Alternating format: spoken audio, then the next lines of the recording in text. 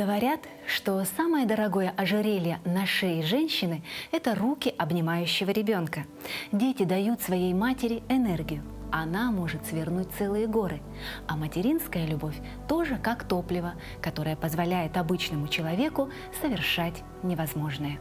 Ребенок любит свою маму, как дерево любит солнце и воду. Она помогает ему расти, процветать и достигать самых больших высот. Я утром рано, 5 часов выходила на балкон, делала зарядку и все время читала молитву, разговаривала с дочкой. И вдруг что? Облако плывет. И на облаке стоит моя Айта в белом балахоне, руки вот так подняла, и прямо вот так проехала. Потом я обрадовалась. Ну, думаю, что-то, наверное, хорошее случилось. И она стала лауреатом. Иду от вас, иду от вас, иду от вас. И не приду к вам вечно,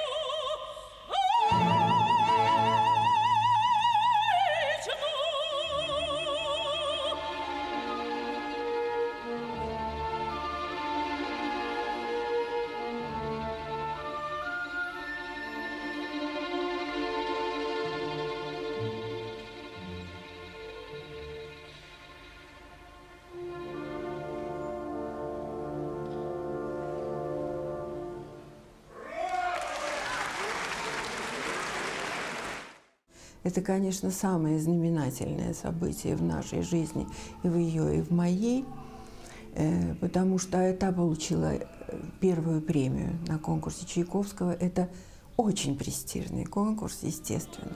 Это Москва, это колонный зал Дома Союзов. И когда она выходила на сцену, то есть это другой человек был, она собиралась, она подтягивалась, то есть она готова была снова нести музыку. Это каждый раз поражает.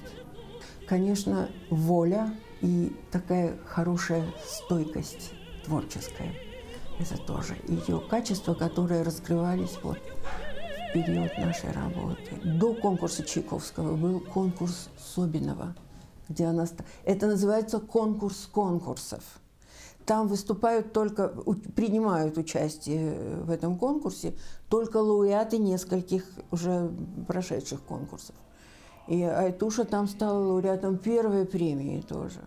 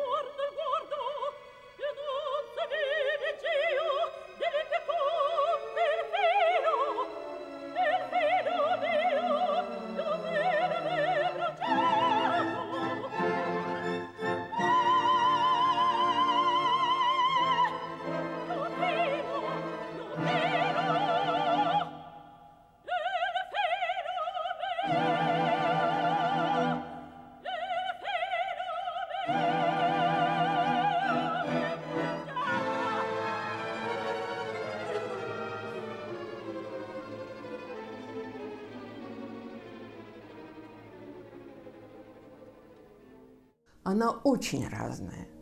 Так в этом прелесть. Это чудо актерского еще мастерства, которое у Айталины присутствует в большой доле. Она очень артистична. Недаром она вот получила в Болгарии на Христово конкурсе, она получила приз публики.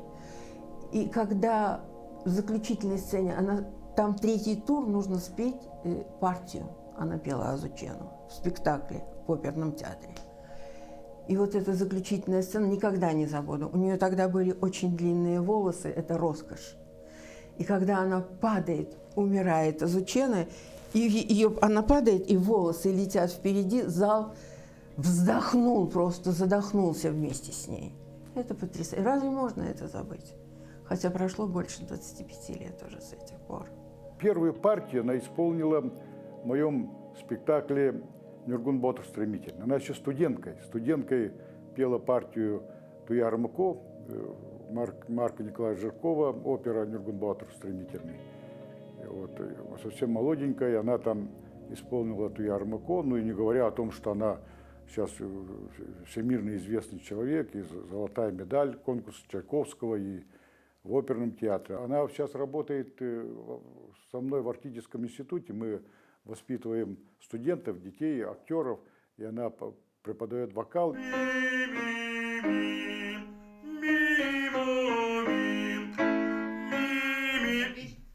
Зажал.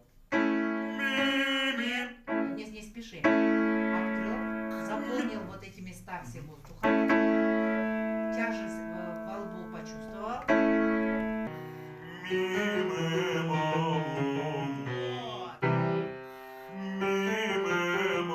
У тебя и буква И здесь входит. А тебе надо отсюда выше идти. Отсюда выше, да? Ты открываешь сразу вот эти места, а тебе надо открывать эти места. Что открывать? Какая часть носа? Кончик носа, да? Вот, молодец.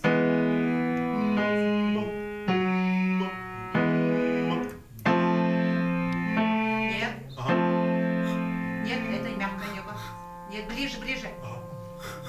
Ты делаешь в неправильном месте. Говоришь. Поэтому там и начинаешь.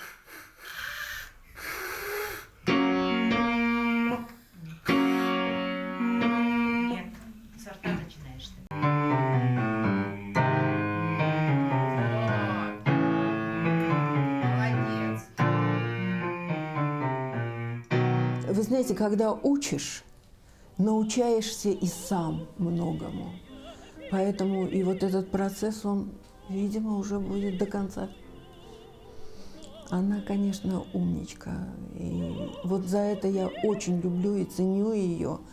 И я думаю, что она будет всегда в этой атмосфере творческой. Народная артистка России и Якутии Айталина Адамова-Афанасьева – личность уникальная. По-другому просто не могло и быть. Ведь судьба блистательной якутской оперной дивы с самого рождения была связана с театром. Мама Айталины – драматическая актриса Прасковья Павловна, и отец Сава Алексеевич, заведующий постановочной частью драматического театра, с малых лет открыли своим дочерям волшебный мир театра. Маленькие девчушки Айталина и Саргылана вбирали в себя все, что им так нравилось, впитывали атмосферу искусства, погружались в сферу культуры и, как результат, обе стали известными личностями. За каждым успехом дочерей всегда стояли родители, особенно мама, которая не просто чувствовала детей на расстоянии, она их слышала за 1000 километров от дома. Дар проницательности и предвидения Прасковья Павловна унаследовала от своей мамы. Мама, она все умела, все знала. Может, это передалось мне. Я тоже это чувствую заранее, что будет, что ждет.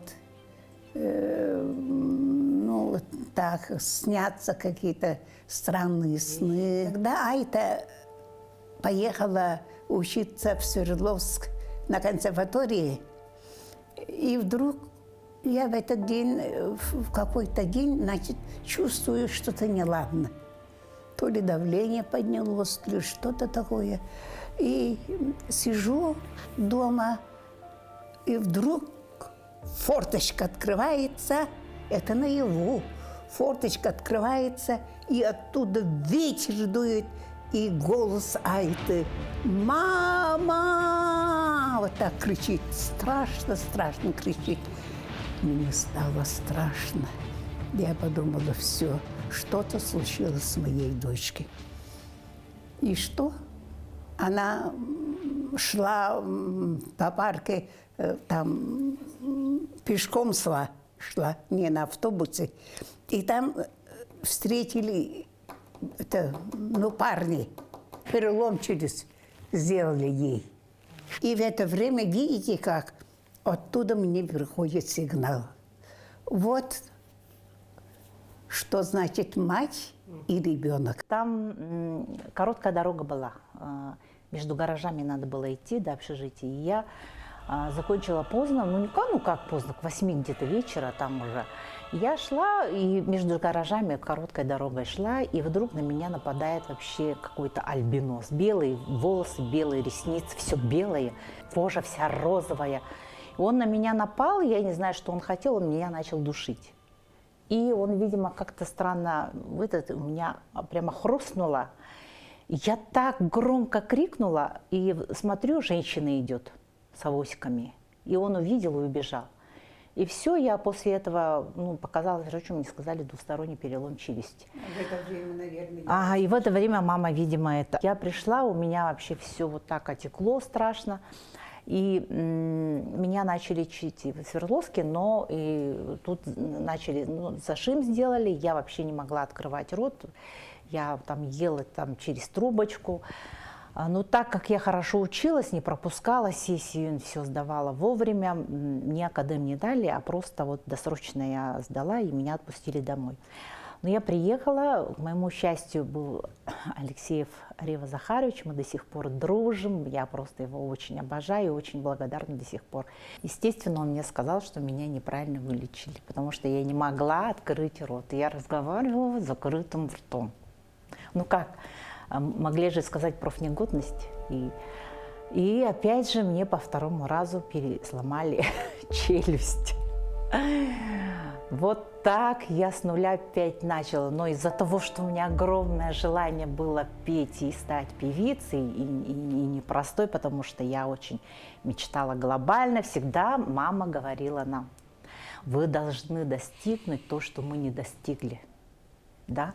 И всегда нам говорила, что вы должны быть лучше нас. Да? И вот это у меня, видимо, на подсознании настолько село, что у меня всегда вот по жизни какие-то с красными транспарантами, да, что я должна, я могу. Вот никогда вот такого. Почему я хуже других, я такая. Амбиции, слава богу, здоровые амбиции. Да. Прасковья Павловна обладает не только способностью предвидеть, но и имеет великий дар убеждения. Она умеет находить нужные слова и задать правильный вектор жизни. Однажды мама сказала своим дочкам мудрые слова, навсегда врезавшиеся в сознание девочек. Именно они позволили им не сойти с намеченного пути и идти до победного конца. Бог дает человеку 3 ключа. Во-первых, это буквы. Во-вторых, цифры. И 3-й ключ – музыкальный. Владея всеми 3 ключами, человек всегда будет на высоте. Идите к своей мечте, во что бы то ни стало, и используйте все, чему научились. И вдруг мне дети говорят: мама, мы хотим стать оперной певицей. И что я говорю? Я прямо вытаращила глаза, говорю: как это, доченьки?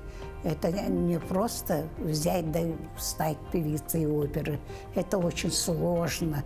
А потом Саргалана говорит: у меня дефицитный голос. Откуда она узнала, что у нее дефицитный голос? И вдруг они берут скакалку, и там держат на руках и поют: мы станем певицей, певицей, певицей. Была народная артистка Анна Егорова.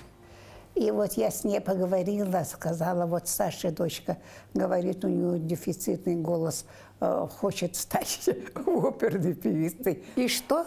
Я ее привела. Она послушала, а потом говорит: Паша, у нее действительно дефицитный голос. Ага, и говорит: хорошо, что так она мечтает. Это же очень хорошо, говорит. А потом, это интересно, в это время приехала комиссия из Москвы для консерватории набрать.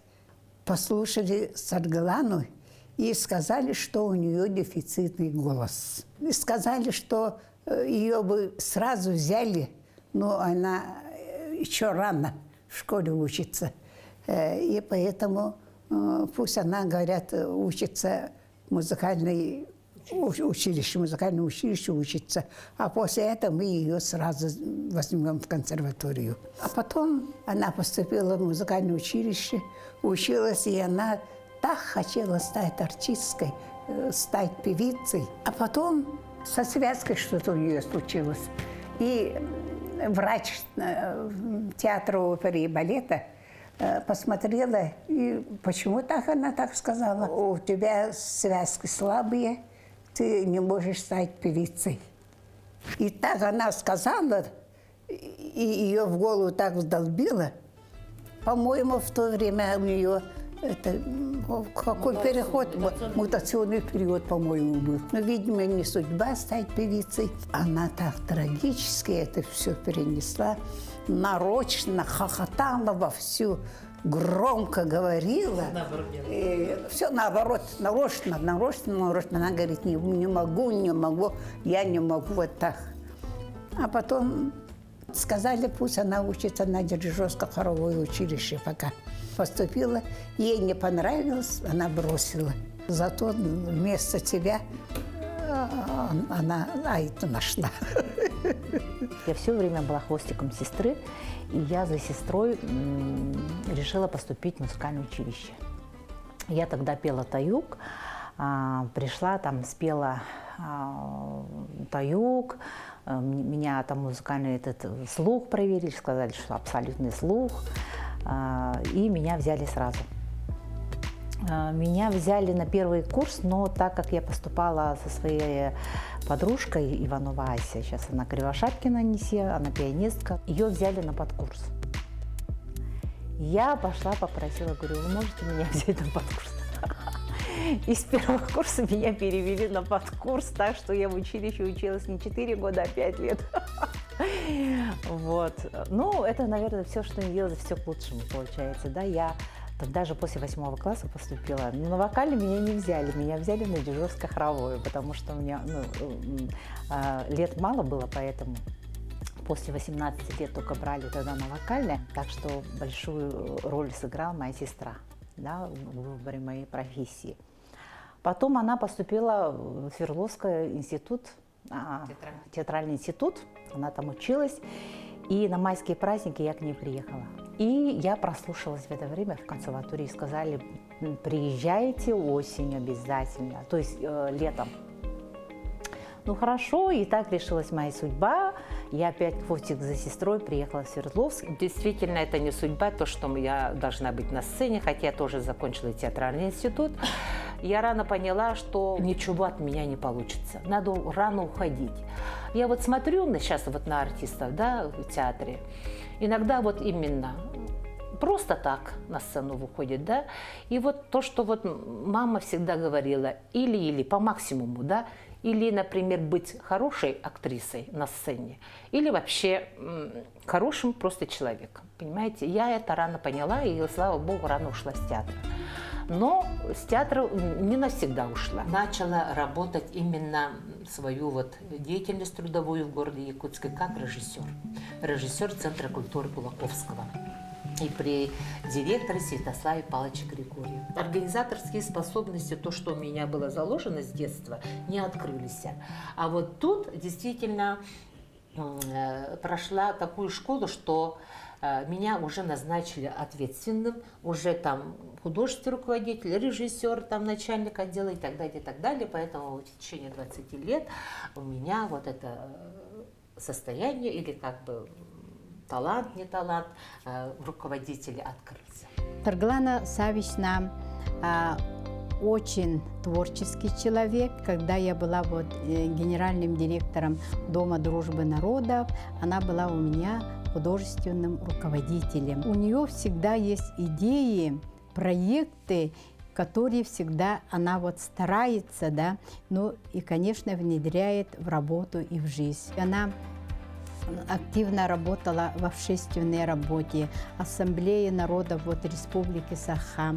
Она создала несколько подразделений в ЛУСах нашей республики по Ассамблее народов Яйцами. И эти подразделения сегодня работают очень активно, и, конечно, они всегда помнят, что они начинали совместную работу с нами. С Аргланой Савичной Адамовой мы работали вплотную с 2015 года, когда в Доме дружбы народов имени Кулаковского создался новый центр, ресурсный образовательно-методологический центр в сфере национальных отношений. Вся республика ее знает. Она знает всю республику, свою сферу культуры, свою сферу духовности республики. Поэтому в нашей работе она очень большая подмога была. А потом, когда она начала работать руководителем управления по традиционной культуре, мы работали с улусами нашей республики по развитию и сохранению народного творчества народов нашей республики. Работали со всеми культурно-досуговыми учреждениями, работали с народными коллективами нашей республики. Якутия, наш общий дом, это тоже огромнейший проект, и огромнейший проект «Диалог народов, диалог культур». И благодаря Сарглане Савичне мы развернулись на всю республику. Она уже давно вплотную работает с мелодистами нашей республики, очень интересуется этим, является составителем многих изданий, книг, но она очень творческая, она же режиссер. Режиссерские и организаторские способности Саргаланы Савичны проявлялись с самого раннего детства. За что бы она ни бралась, все делала основательно, с душевным порывом, погружаясь в самую суть дела, чтобы все было серьезно и по-настоящему. У меня всегда то игры такие ролевые, какие образные игры. С Аргланой уходили, как на работу, на улицу выходили, да, казаки-разбойники там какие-то, они всегда немцами, мы всегда советские солдаты, они нас пытали, они что только с нами не творили, потому что в этом доме на 3 года, на 2 года разницы, да, братья, сестры там, и говорит, вы Зоя Космодемьянский, вы должны терпеть, и мы стояли там, Зоя Космодемьянский, они на нас кидали льдами, кидали, дровами кидали, естественно, Зоя не я. А я тот фашист, который мучает штандартенфюрер. Ага, а остальные, например, вот именно партизаны и так далее, и так далее. Еще сугробы сюда впихивали к нам. А чтобы быть партизанами, да, нас даже в сугробе нас чуть ли не хоронили. Там железная пожарная лестница же, говорит, если вы советские солдаты, говорит, должна облизать. И мы такие, и стоим. Застревали. Ой, вот такие вот, ну, это подростки же, это... И отец выходил и освобождал. Папа горячим чаем выходил. И еще играли вот Анну и Чапая. Естественно, Чапаю я, Анка другая и остальные. Ну, вот такие вот у меня игры были. А вот это то, что вот с куколками, вот это мне неинтересно было. Потом стали играть, я хотела стать стоматологом. И я всех лечила. Там у всех молочные же тогда, мы же все как бы маленькие, у всех молочный вот сахар же, вот этот, тогда вот рафинад же сахар были же. И оттуда прямо чик-чири. Вот так. Чик-чири. Слава тебе, Господи, ни у кого абсцесса не было. Оперировала все куклы. Человек хотел стать врачом, естественно, да? Мне очень нравились вот эти опыты. Я с детства делала опыты, потому что как-то вот интересно было. Карасия там опыты ты делала, все там изучала. Все изучали, где сердце у мышонка, я до сих пор могу сказать. Какого цвета вареное мясо вороны и так далее. Летом чем, вот, например, в Сайлыке можно заниматься? Мои дети, они были очень самостоятельные, потому что все время мы на работе, утром рано уходим, вечером поздно приходим, топим печку, готовим ужин. И получается, почти в середине ночи мы закрываем печку и засыпаем. Ну вот и мама с папой, и нам всегда давали свободу. В то время в мае папа работал директором клуба, а мама режиссером. Очень много интересных постановок было. Я помню вот эти спектакли, мы заходили как в театр. Там вот эти вот самодеятельность же, да, кочегары, там учителя, бухгалтера, они приходили вот после работы, все ставили, и все по-серьезному спектакли. Потом вот этот запах закулисья, краски, костюмов, грима, вот настолько вот с детства, да, и я помню Новый год, какие красивые оформления делали. Вот заходишь и как в сказке находились, да, и вообще как-то вот жизнь тогда бурлила в селе Мая, да, вот как-то все воодушевленные, какие-то вот все счастливые. Вот это вот у меня с детства вот это осталось, да, приходили вот эти соседские дети, мы какие-то постановки сумасшедшие, какие-то сказочные постановки, какие-то концерты.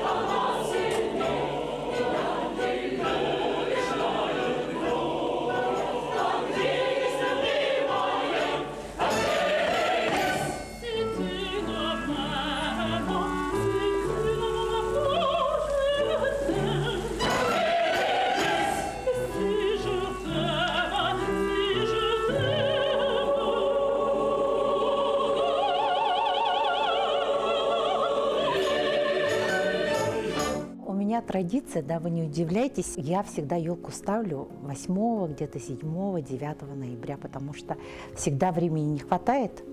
А вот сейчас у нас идет постановка Нюргун Батор, мы должны поехать на гастроли в Мариинский театр, Большой театр, поэтому не удивляйтесь, что у меня Новый год так рано. А вот самая главная игрушка на моей елочке, да, это кянчик, который вот шил мой папа. Он, когда она была совсем маленькая, он шил. Я думала, это прабабушкин или бабушкин шитье. Оказывается, это папа сделал. Сегодня мама открыла для меня сенсация. Видите, реликвия музейная на елочке. Едва ли в детстве маленькая Айта могла предположить, что ей жизнь будет преподносить подарки не только в виде сладостей от Деда Мороза и Снегурочки, но и в виде встреч с неравнодушными и увлеченными людьми. Так, одним из очень интересных периодов в жизни Айталины Савичны стал 2008 год, когда от партии «Единая Россия» ее избрали депутатом 4-го созыва Государственного собрания Республики Саха-Якутия. Айталина Савична, она истинно человек культуры и искусства. Я учитель по образованию, она оперная певица. Люди, как говорится, с земли пришли в большую политику, и мы вместе с ней работали в комитете профильном по вопросам науки, образования, культуры и средств массовой информации. И за это время я еще раз убедилась в том, что Айталина Савична — человек, который болеет сердцем и душой за вопросы культуры, духовности.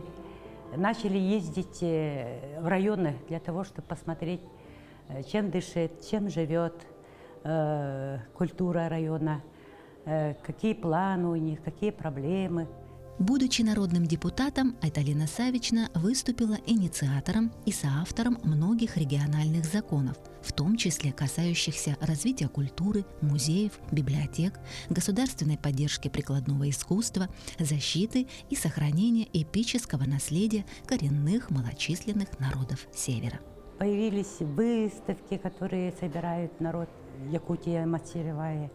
Все это благодаря тем мерам, которые приняты на уровне парламента и правительства нашей республики.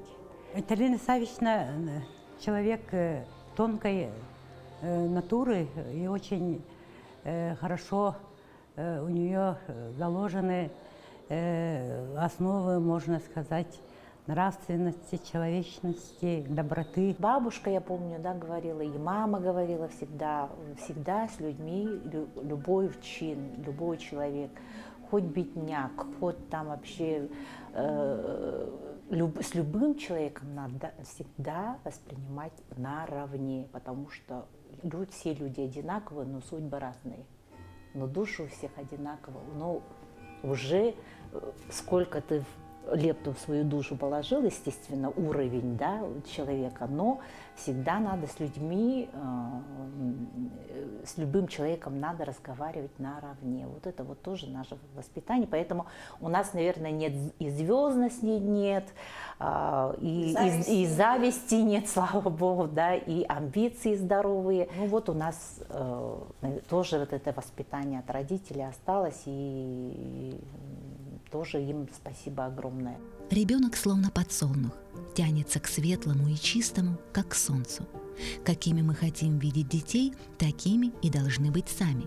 По такому жизненному принципу воспитывались дети Прасковьи Павловны. По такому же принципу когда-то воспитывали и ее. Хотя в суровое время того периода и нелегкую судьбу родителей сделать это было весьма сложно. Моя мама, когда ей было 16 лет, по-моему, и даже меньше, она, значит, вышла за вдовца, за моего отца. Он привел ее в наш район, Мегано-Калгасский район, поселок Чуя, Саилык, называется, летник, Быдай. Он был намного старше нее. Так он любил ее, оберегал.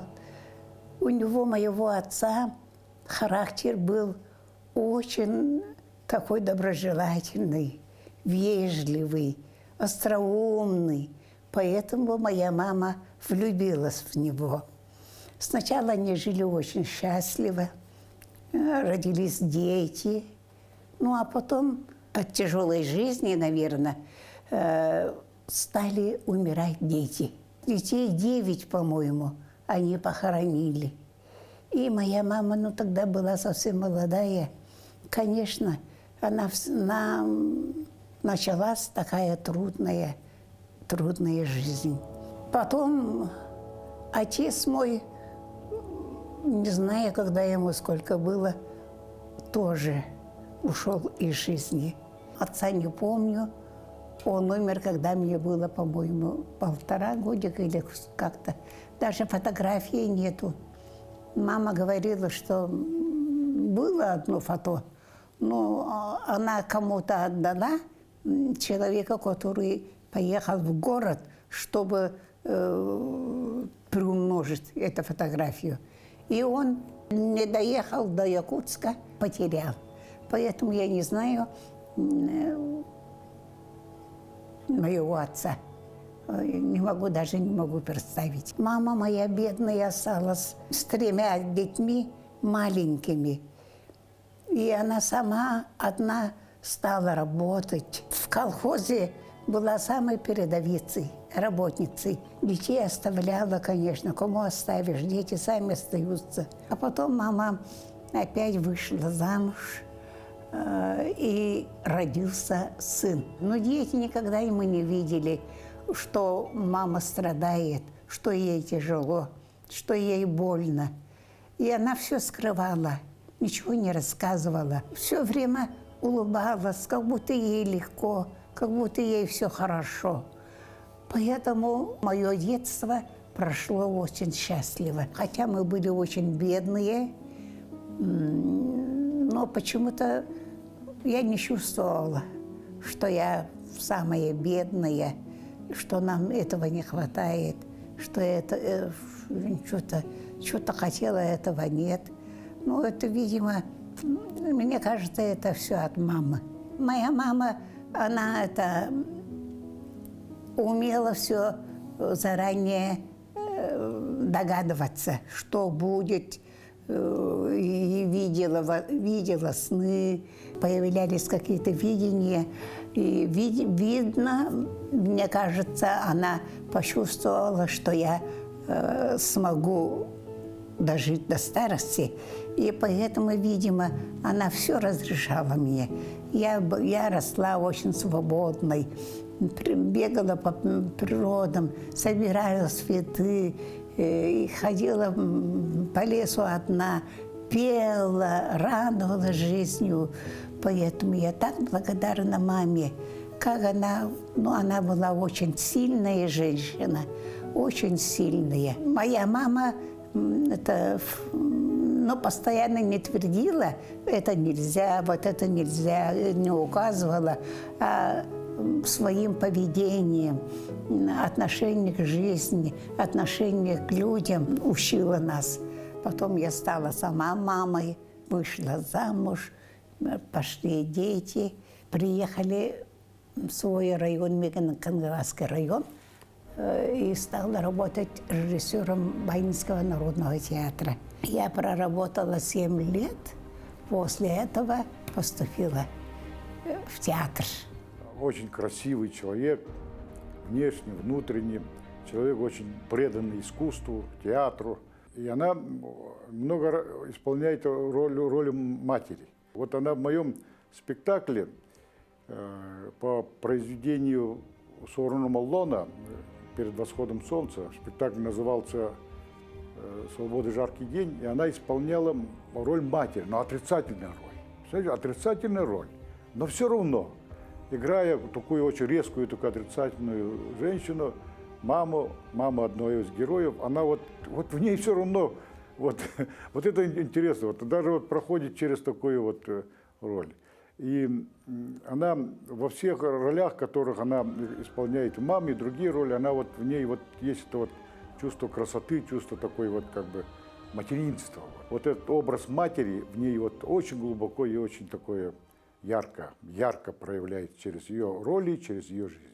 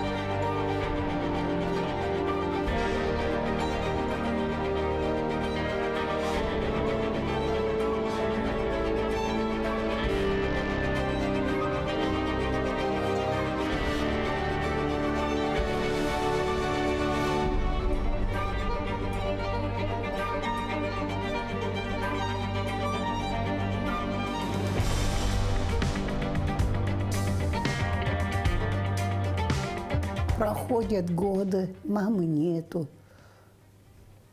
Все больше я начинаю скучать по ней. Очень не хватает ее. Очень сильно маму любила, люблю. И все время она со мной в мыслях. Нет дня, наверное, когда я и не вспоминала ее. И в мои трудные минуты, мои самые счастливые дни всегда мама со мной. Мама лично для меня в первую очередь учитель. Я очень благодарна. Во-вторых, это моя подруга. В-третьих, она все для меня. Мамочка для меня – это в первую очередь молитва, вера, душа. Это мир, добро, это вечность.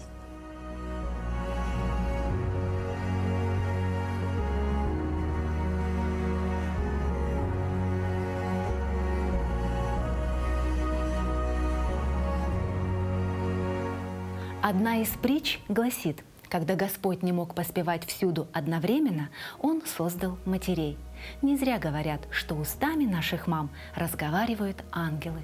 Ну а если вы не верите в ангелов, просто посмотрите в глаза своей мамы.